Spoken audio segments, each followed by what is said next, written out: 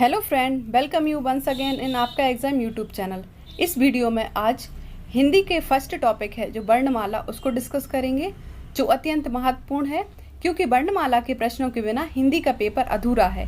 यहाँ से निश्चित तौर पर किसी भी हिंदी के पेपर में क्वेश्चन आते ही हैं। इसलिए शुरू करते हैं। यदि आप चैनल पर पहली बार हो तो प्लीज़ चैनल को सब्सक्राइब कीजिए और वीडियो पसंद आए तो वीडियो को लाइक कीजिए। आज का फर्स्ट क्वेश्चन है, वर्णमाला किसे कहते हैं? तो वर्णों के व्यवस्थित समूह को वर्णमाला कहते हैं। जो वर्णमाला में वर्णों की संख्या है यह 52 संख्या है, जिसमें से यहाँ पे 13 स्वर होते हैं। कितने? 13 स्वर होते हैं। 35 यहाँ पे व्यंजन होते हैं और 4 यहाँ पे संयुक्त व्यंजन होते हैं। इस प्रकार वर्णमाला में वर्णों की संख्या कितनी है? 52 है। नेक्स्ट क्वेश्चन है, चा वर्ग की ध्वनियों का उच्चारण स्थान कौन सा है? तो जो चा वर्ग की ध्वनि का उच्चारण स्थान है यह तालव्य है। जैसे चाछा जाझा, यह 5 जो व्यंजन है यह इसका उच्चारण तालु से होता है। नेक्स्ट क्वेश्चन है, भाषा की सबसे छोटी इकाई कौन सी है? तो भाषा की जो सबसे छोटी इकाई है वह वर्ण है। वर्ण या ध्वनि भाषा की सबसे छोटी इकाई है। नेक्स्ट क्वेश्चन है, का वर्ग की ध्वनियों का उच्चारण स्थान कौन सा है? तो का वर्ग की ध्वनियों का उच्चारण कंठ से होता है और कंठ व्यंजन के अंतर्गत का, खा, गा, घा, इंगा आते हैं। 5 व्यंजन आते हैं। नेक्स्ट क्वेश्चन है, हिंदी वर्णमाला में अयोग्य बाह्य वर्ण कौन से हैं? तो हिंदी वर्णमाला में जो अयोग्य बाह्य वर्ण है अम और अहा है। अम और अहा है जो आपको पता होगा कि स्वर की संख्या कितनी है? 13 है, परंतु कुछ विद्वान स्वर की संख्या 11 मानते हैं, मूलतः स्वरों की संख्या, और अम और अहा को अयोग्य बाह्य के अंतर्गत रखते हैं, क्योंकि यह जो अम अहा है कहा जाता है कि ना तो यह स्वर के अंतर्गत आते हैं ना ही यह व्यंजन के अंतर्गत आते हैं, इसलिए इन्हें अयोग्य बाह्य कहते हैं। नेक्स्ट क्वेश्चन है, टा वर्ग की ध्वनियों का उच्चारण स्थान है। तो जो टा वर्ग की ध्वनियां हैं इनका उच्चारण स्थान कौन सा है? तो मूर्धा है। जो हमारे जीभ का ऊपर का स्थान होता है, जहां हमारी जिह्वा टकराती है, उसे मूर्धा कहते हैं।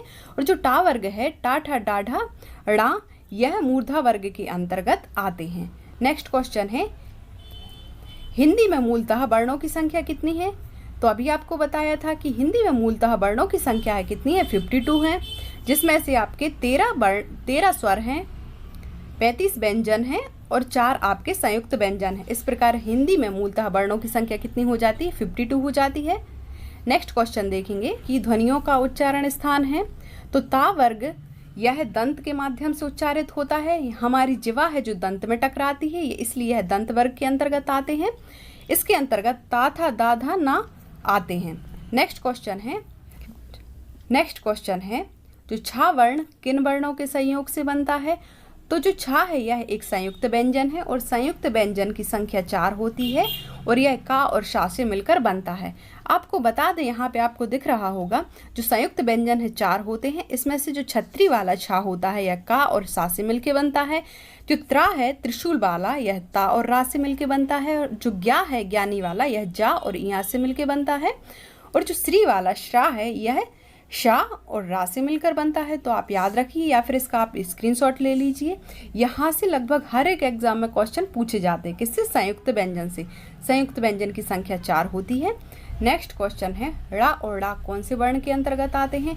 तो यह विकसित वर्ण के अंतर्गत आते हैं और इसे द्विगुण व्यंजन भी कहते हैं। किसको? ड़ा और ड़ा को द्विगुण व्यंजन भी कहते हैं और यह विकसित वर्ण के अंतर्गत भी आते हैं। नेक्स्ट क्वेश्चन है, ज्ञा ध्वनि किसके अंतर्गत आती है? तो जो ज्ञा ध्वनि आपको अभी बताया था संयुक्त वर्ण के अंतर्गत आती है और संयुक्त वर्ण की संख्या कितनी है? तो संयुक्त वर्ण की संख्या 4 होती है, अभी आपने देखा था। नेक्स्ट क्वेश्चन है, औ का उच्चारण स्थान कौन सा है? ओ और औ का उच्चारण स्थान है यह कंठ ओष्ठ है। कौन सा? कंठ और ओष्ठ के मध्य से ओ और औ ध्वनि का उच्चारण होता है। नेक्स्ट क्वेश्चन है, त्रा ध्वनि किसके अंतर्गत आती है?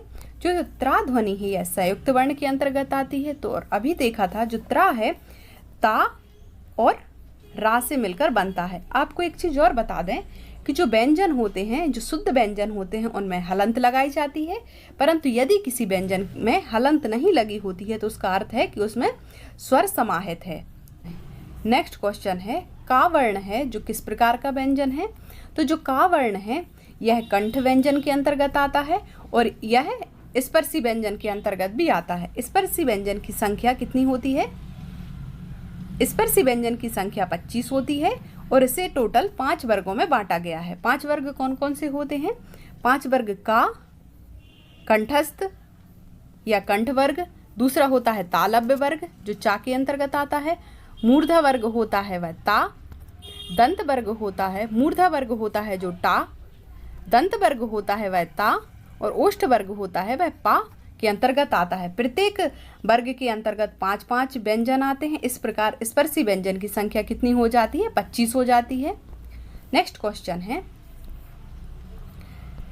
छा ध्वनि किसके अंतर्गत आती है? तो छा ध्वनि यह संयुक्त वर्ण के अंतर्गत आती है। और छा किससे मिलकर बनता है?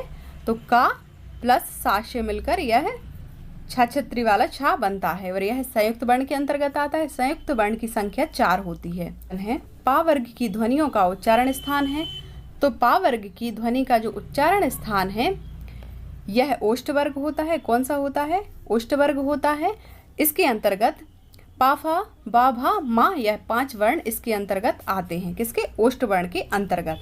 नेक्स्ट क्वेश्चन है, त्रा वर्ण किन से मिलकर बनता है? तो ता और रा से मिलकर यह बनता है। आप याद रखिए इसका ऑप्शन बी नहीं होगा क्योंकि इसमें हलंत नहीं लगी है। आपको बताया था कि जो संयुक्त व्यंजन होते हैं वह 2 शुद्ध व्यंजन का संयुक्त होते हैं, 2 शुद्ध व्यंजन का रूप होते हैं। जैसे कि यदि इसमें हलंत लग गई तो यह शुद्ध व्यंजन हो जाएगा, परंतु यहाँ पे सिर्फ ता है तो इसमें आ इंक्लूड है। जब आप इसका वर्ण विच्छेदन करेंगे तो ता और इसमें आ आएगा, ता प्लस आ आएगा। नेक्स्ट क्वेश्चन है,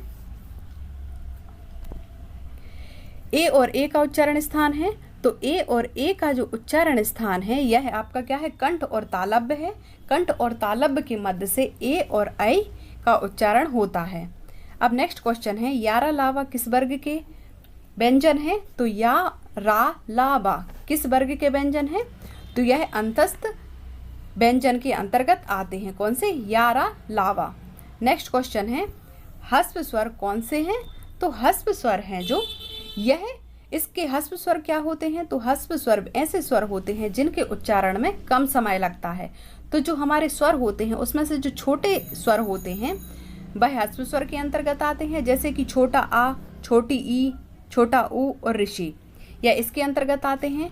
और जो बड़ा आ, बड़ी ई, बड़ा ऊ यह दीर्घ स्वर के अंतर्गत आते हैं जिनके उच्चारण में हस्व स्वर से अधिक समय लगता है। तो हस्व स्वर कौन से हो गए? छोटा आ, छोटी ई, छोटा ऊ और ऋषि। नेक्स्ट क्वेश्चन है, निम्न में से कौन एक संयुक्त व्यंजन नहीं है?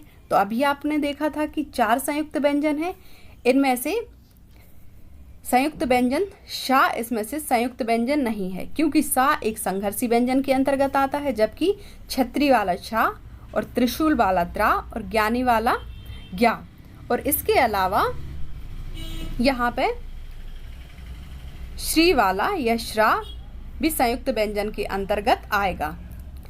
नेक्स्ट क्वेश्चन है, वर्ण विभाजन कहलाता है।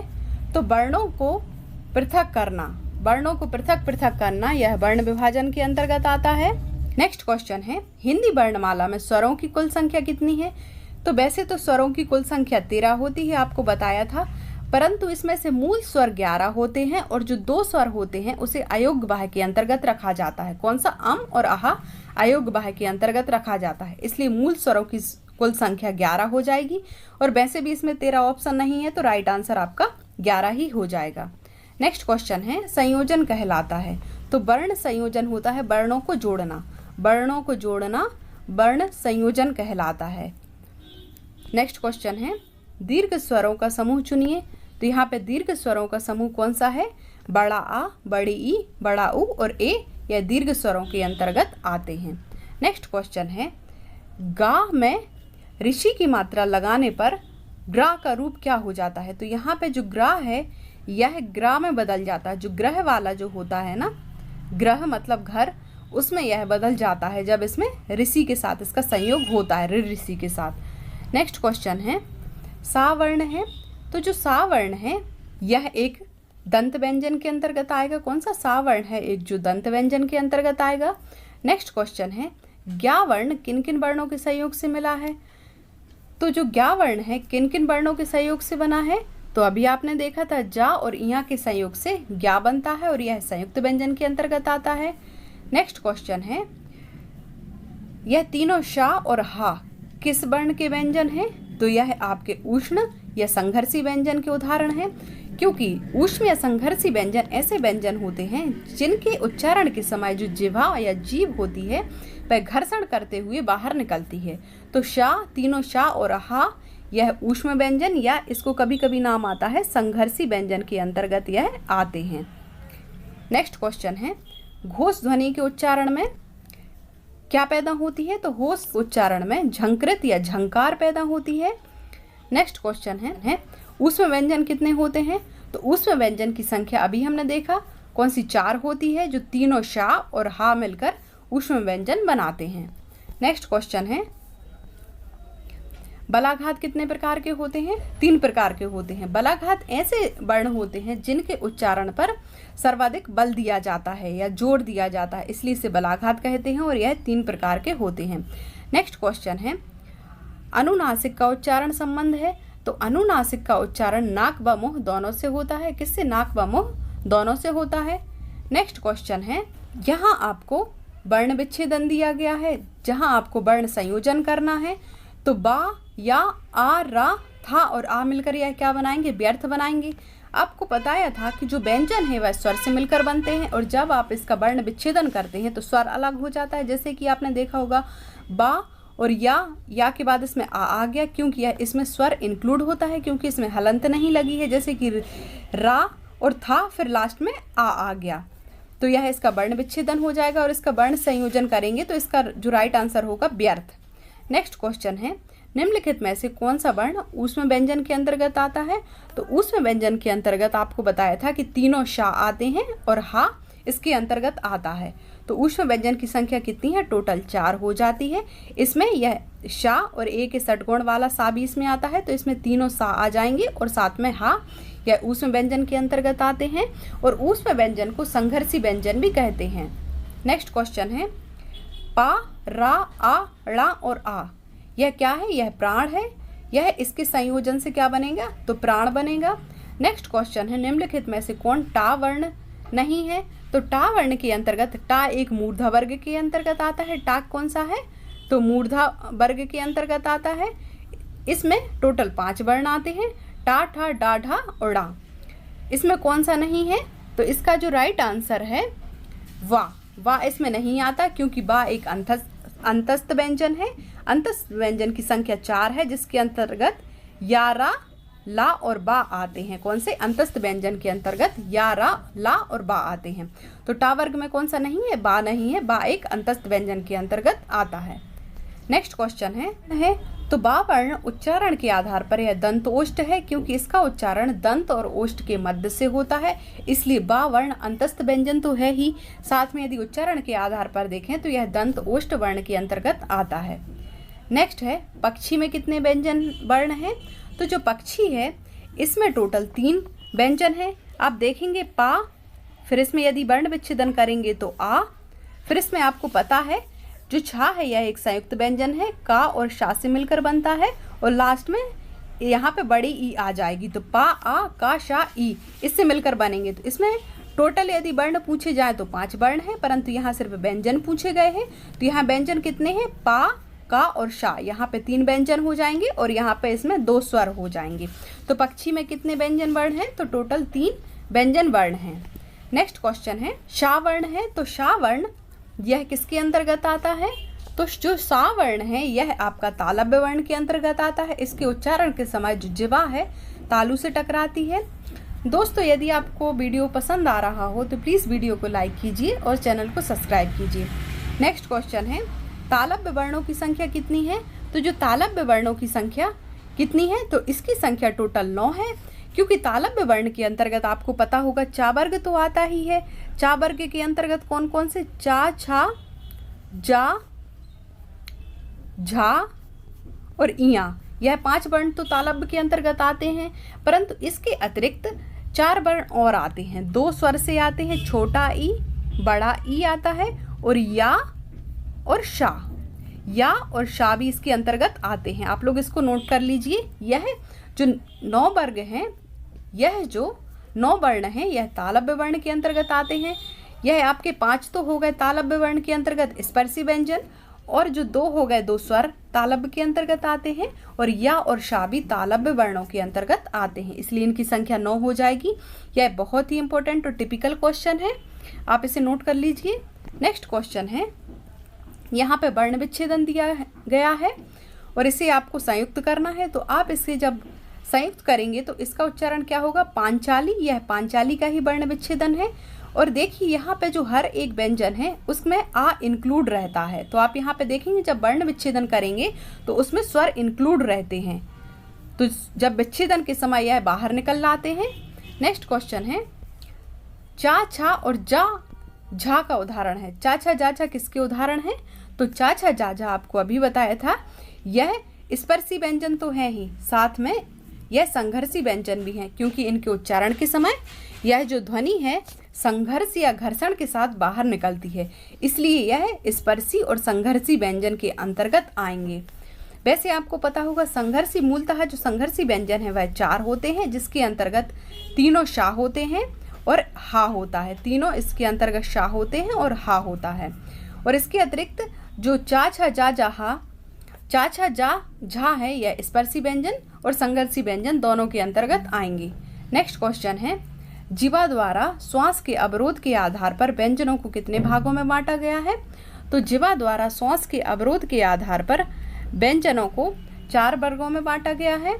नेक्स्ट क्वेश्चन है, यहाँ पे वर्ण विच्छेदन दिया गया है जिसे आपको संयुक्त करना है।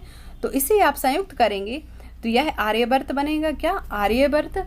नेक्स्ट क्वेश्चन है, जो शा वर्ण है किसके अंतर्गत आएगा? तो जो शा वर्ण है यह मूर्धन्य वर्ग के अंतर्गत आएगा, और यह एक क्या है? तो यह एक संघर्षी व्यंजन भी है।